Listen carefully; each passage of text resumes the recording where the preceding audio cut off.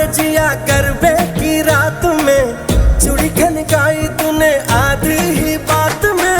सनन सनन जाए रजिया करबे की रात में, चूड़ी खनकाई तूने आधी ही बात